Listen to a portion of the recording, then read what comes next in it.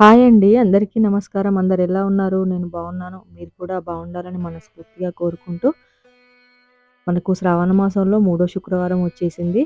ఇంకా మూడో శుక్రవారం రోజు నేను పూజ ఏ విధంగా చేసుకున్నాను, ఎవ్రీ ఫ్రైడే రొటీన్. కానీ ఈ ఫ్రైడే కొంచెము బాగా జరుపుకోవాలి అని అనుకున్నాను. ఎందుకంటే నాకు లాస్ట్ వీక్ మనకు ఆగస్టు 16న వరలక్ష్మి వ్రతం జరిగింది కదా!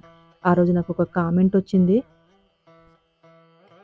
ఆ కామెంట్ చూసి నేను కొంచెం షాక్ అయ్యాను. మళ్ళీ నా వీడియో నేనే మళ్ళీ చూసుకుంటే గనక నాకు నేను చేసిన మిస్టేక్ అర్థమైపోయింది.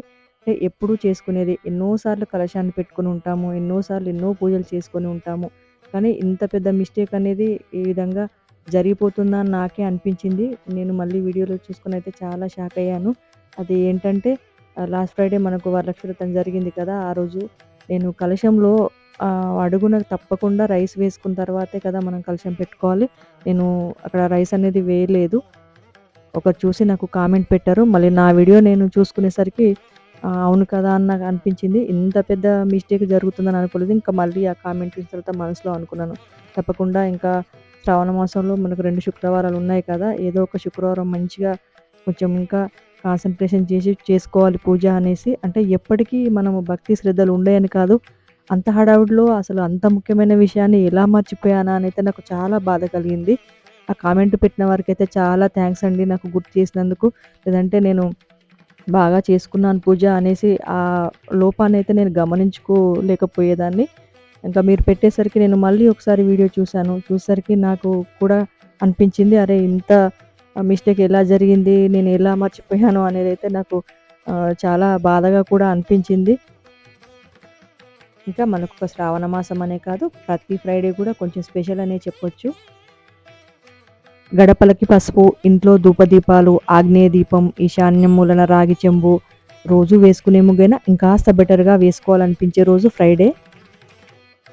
తులసమ్మ ముందర కూడా ఒక చిన్న ఫ్లవర్ డెకార్ చేసుకొని ఉర్లిలో ధూపాన్ని సమర్పించుకున్నాను. ఆ తర్వాత కిచెన్‌లో కూడా నైటే అంతా క్లీన్ చేసి పెట్టుకొని, ఇంకా చాలా రోజులైంది అన్నపూర్ణ అమ్మవారి దగ్గర కూడా రైస్ వేసుకొని, ఆ చిన్న గంగాలాన్ని కూడా తీసుకొనేసి, ఆ రైస్‌ను మనం యూజ్ చేసుకోవచ్చు. లేదంటే కొంచెం అటు ఇటుగా ఏమన్నా అనిపిస్తే గనక మనం ఒక చెట్టు మూరన గూడా వేసుకోవచ్చు అమ్మవారి కింద ఉన్న రైస్‌ని. ఇంకా నేను అంతా క్లీన్ చేసుకొని ఈ విధంగా పీఠం రెడ్‌గా ఉంది కాబట్టి రోజెస్ అవి పెడితే అసలు కనిపించట్లేదు ఫ్లవర్స్ పెట్టినట్టుగా. అందుకనేసి తెల్లటి పూలతోని అన్నపూర్ణ అమ్మవారిని అలంకరించుకున్నాను. ఇంకా అమ్మవారి పక్కనున్న చిన్న బాక్స్ పైన అదొక మాకు గిఫ్ట్ ప్యాక్ వచ్చింది. అది పింక్ కలర్‌లో ఉండిందనమాట. బావుంది అనేసి పడేయబుద్దవ్వలేదు. ఇంకా దానిపైన గూడా ఒక వైట్ పెయింట్ వేసుకుంటే అక్కడ చాలా చక్కగా కిచెన్‌లో మంచి అలంకరణకి చాలా బావుంటుందనిపించింది. పెట్టుకుంటే గూడా చాలా బావుంది. ఇంకా ఈశాన్య మూలన కూడా ఒక పీటను పెట్టుకొని చిన్న ముగ్గును వేసుకొని అందులో పసుపు, కుంకుమ వేసుకొని రాగి చెంబును కూడా మంచిగా గంధం, కుంకుమ బొట్లతో అలంకరించుకొని అందులో మంచినీళ్ళని వేసుకొని కొన్ని రోజెస్ రేకులతో అలంకరించుకుంటే గనక చాలా బాగా అనిపించింది. ఇంకా ఇల్లంతా ఇవన్నీ పనులను కంప్లీట్ చేసుకొని పూజ గదికొచ్చాను. పూజలో నిత్య దీపారాధన చేసుకొని చెప్పాను కదండీ! లాస్ట్ వీక్ అలా జరిగిందని. ఈసారి గనక మంచిగా కలశం పెట్టుకొని పూజ చేసుకోవాలనుకున్నాను అమ్మవారికి మనసులో ఆ కామెంట్ చూసిన తర్వాత. ఇంకా నిత్య పూజలో ముందు రోజు నిర్మాల్యాన్నంతా తీసేసి ఒక గులాబీ పూలున్నాయన్నమాట ఎక్కువగా. ఆ గులాబీలతోనే అంతగా అలంకరించుకొని ఒక్క కామాక్షి అమ్మవారి దీపాన్నే పెట్టేసరికైతే చాలా బాగా అనిపించింది. అమ్మవారి ముందు నిత్య దీపారాధనలో ఒక్క గజలక్ష్మి దీపాన్నే పెట్టుకున్నాను. అప్పుడప్పుడు అలా కూడా పెట్టుకుంటాను. ఈ విధంగా నిత్య పూజను పూర్తి చేసుకున్న తర్వాత ఎదర ఒక పీఠాన్ని ఏర్పాటు చేసుకొని, ఆ పీఠం పైన నిండుగా పసుపును రాసుకున్నాను.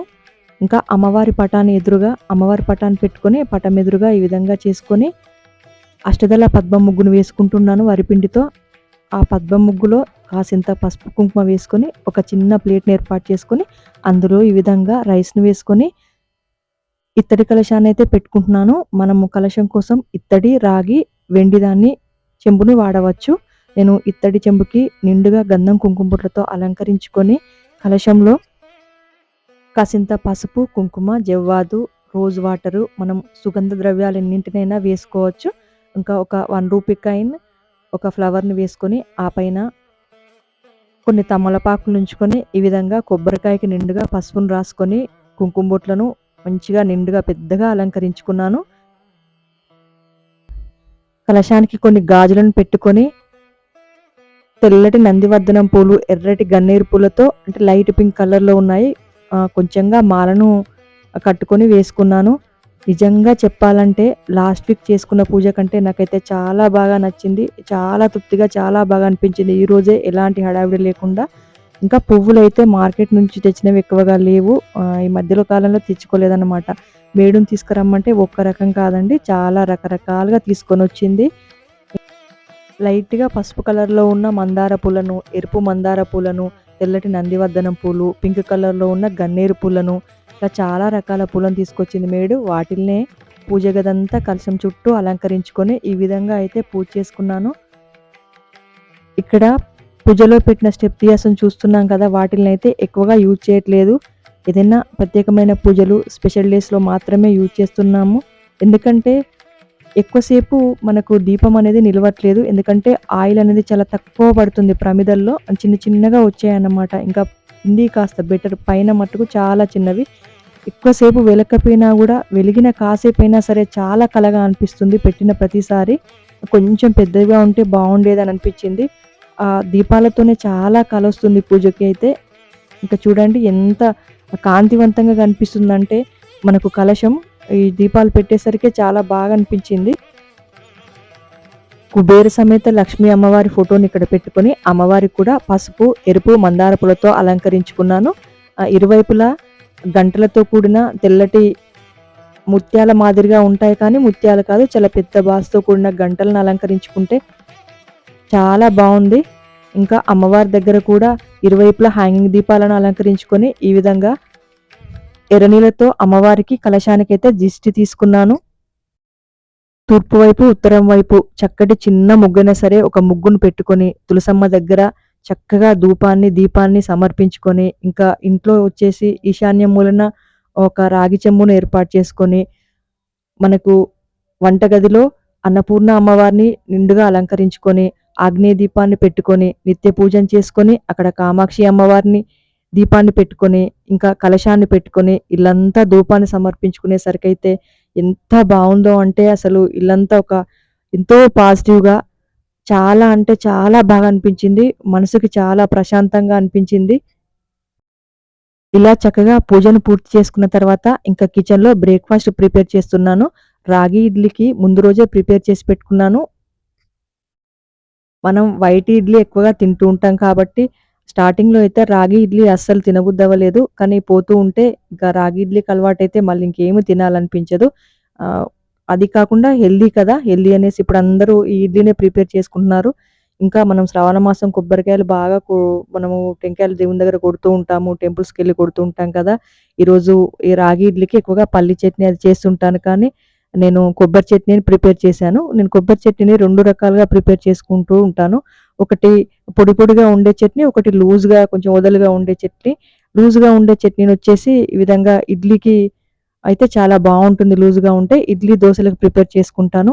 ఇంకా పొడి చట్నీ వచ్చేసి మనము చపాతీలకు కానీ, రైస్‌లకు కానీ అది కూడా సైడ్‌కి పెట్టుకుంటే ఇడ్లీకి, దోసకి అన్నిటికి మల్టీ పర్పస్ యూజ్ అవుతుందన్నమాట. చాలా బాగా చాలా టేస్టీగా ఉంటుంది. చాలా సింపుల్‌గా కూడా అయిపోతూ ఉంటుంది. బ్రేక్‌ఫాస్ట్‌తో పాటు లంచ్ కూడా ప్రిపేర్ చేశాను. ఇంకా కొబ్బరి పొడి చట్నీ చేసిన తర్వాత కొంచెం పప్పుచారుని ఇంకా తిరగమూత పెడితే మనకు లంచ్ ప్రిపరేషన్ అంతా కూడా కంప్లీట్ అయినట్లే. ఎర్లీ మార్నింగ్ 5:30 నుండి 10 వరకి నా వర్క్స్ ఎలా చేసుకున్నాను, ఏమేం చేసుకున్నాను అనేది మీకు ఈ వ్లాగ్‌లో షేర్ చేశాను.